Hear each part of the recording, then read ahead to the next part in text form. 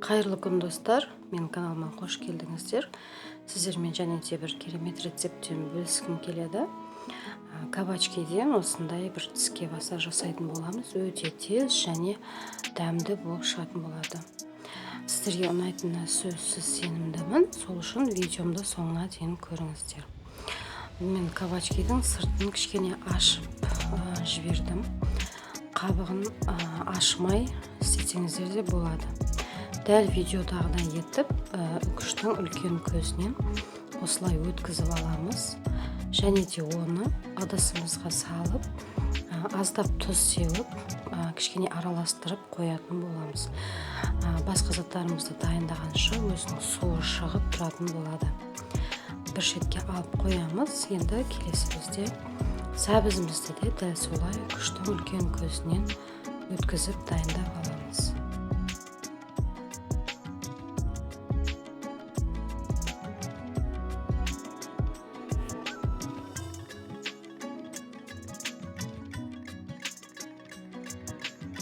Енді осы артық суларын алып тастаймыз.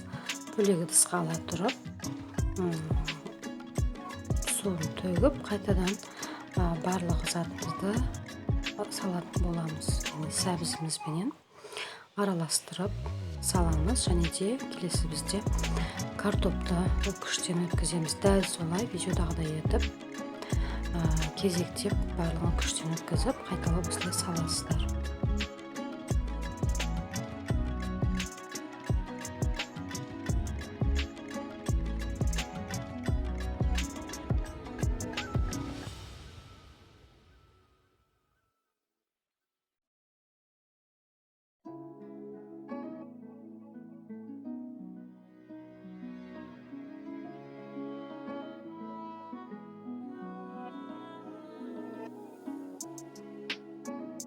Достар, видеомды көре отырып, астындағы подписаться батырмасын басып, мен каналыма тіркеле отырыңыздар, және де жанындағы қоңырауша белгісін бассаңыздар, менің салып отырған видеоларым сізге хабарлама болып түсіп отыратын болады.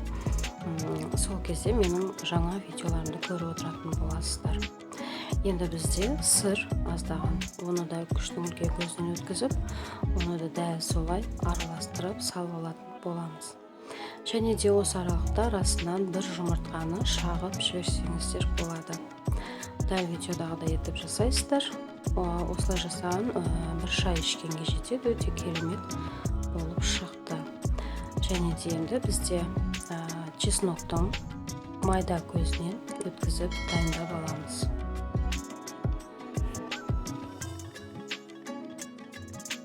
Дәміне қарай бір шай қасықта тұз және де паприка, қара бұрыш саламыз. Қалауларыңыз бойынша басқа да дәмдеуштерді салып өтсеңіздер болады. Маған осы жеткілікті.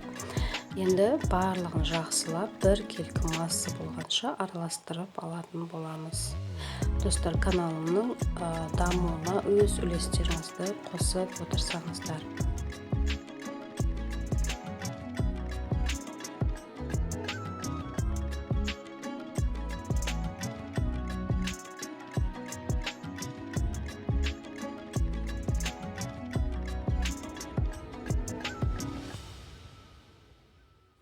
Міне, барын араластырып дайындап алдық. Енді табамызға керегінше майымызды құямыз.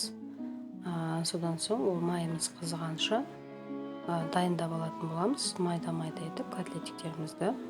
Қалған майын қолымызға жағып жібереміз. Осылай майлы болу керек. Және де аздап алып, осылай ұзынша етіп дайындап аламыз. Дәл видеодағыдай етіп.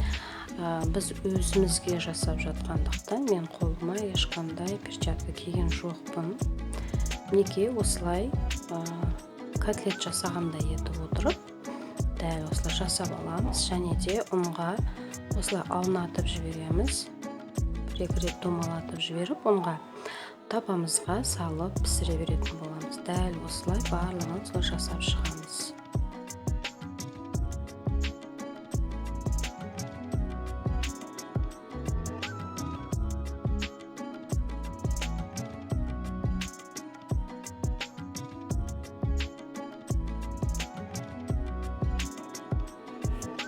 Енді бізде өте керемет соус дайындаймыз. Ол үшін бізге осындай кішкене қияр қажет болады. Оны үкіштің майда көзінен өткізіп дайындап аламыз. Және де ыдысымызға майонез, қаймақ қосып жіберсеңіздер де болады. Менде тек қана майонез. Осыған жаңағы өткізіп дайындаған қиярымызды салып араластырамыз. Және де піскен соң жаңағы кабачкаларымызбен бірге ұсынатын боламыз. Өте дәмі керемет үйлеседі. Мінекей пісіп шықты, өте ыстық, қып-қызыл, әдемі, ішінің барлығы таза піседі.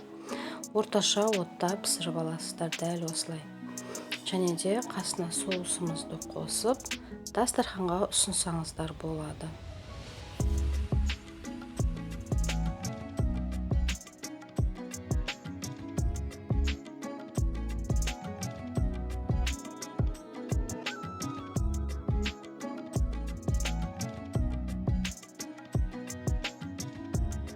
Дәмі өте керемет болып шыққан, соусы сондай үйлесімді, және де арасының барлығы тегіс пісіп шыққан. Барлығыңызға жасап көруге кеңес беремін.